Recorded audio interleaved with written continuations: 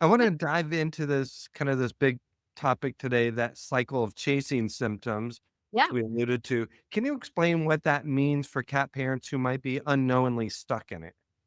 Okay, to simplify it, I want you to think of the whack-a-mole game.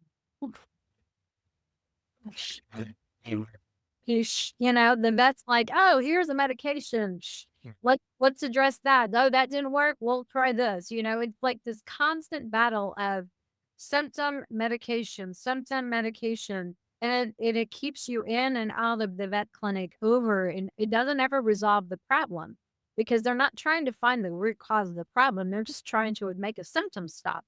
Whether that's vomiting, whether that's itching or allergies or, whatever the case might be, digestive stuff, they don't ever try to figure out why this is happening. And so the thing that I tell cat parents all the time is the most important thing you can be asking your vet is, why is this happening? Mhm. They can't give you a satisfactory answer, then you need to leave and go do your own research and go find somebody else to, start becoming the informed cat parent and stop delegating that responsibility to your doctor or to your vet because they don't always have all the answers.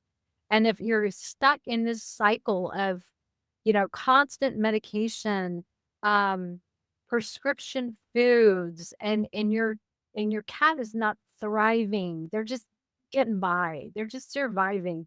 And a lot of times their lifespan is shortened because of it, right? Mm. Because we can't keep expecting to put pharmaceutical drugs over and over and over and weakening their body, damaging organs and things like that and expect longevity.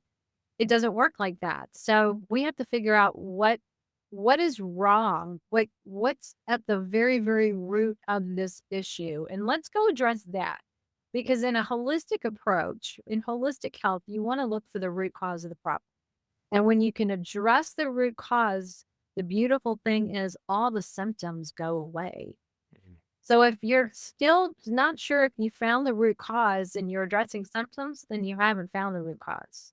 You're still just fighting the whole cycle of symptoms that most people get stuck in and they don't know how to get out of it. Mhm. Yeah, yeah. Thanks for sharing that.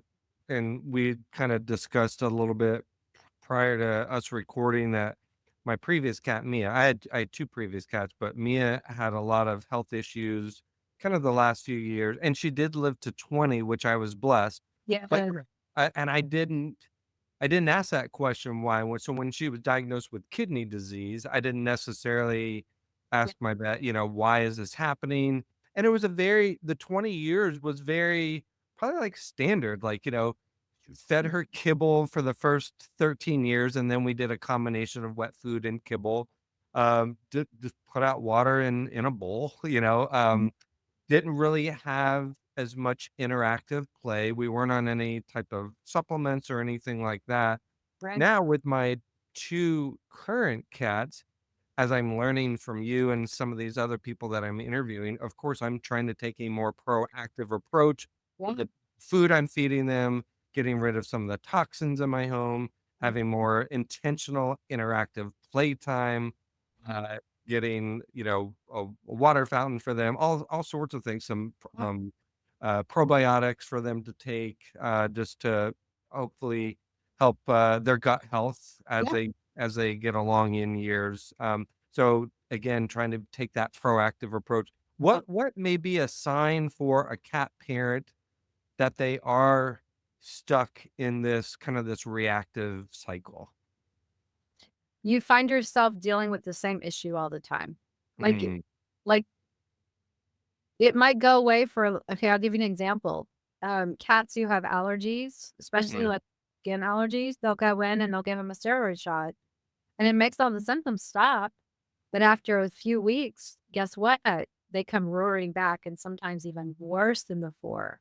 So you're back in the vet's office again. And they really don't have a lot of tools. They're like, well, we can give them more steroids. We can add a different steroid. We can, but they just they don't have the fix because they're not trying to fix the gut. They're not trying to figure out why the cat has skin allergies to begin with. So, you end up spending a lot of money on foods, on medications. Um, you're in and out of the vet clinic a lot, and at the I guess at the end of the day, your cat's not getting better.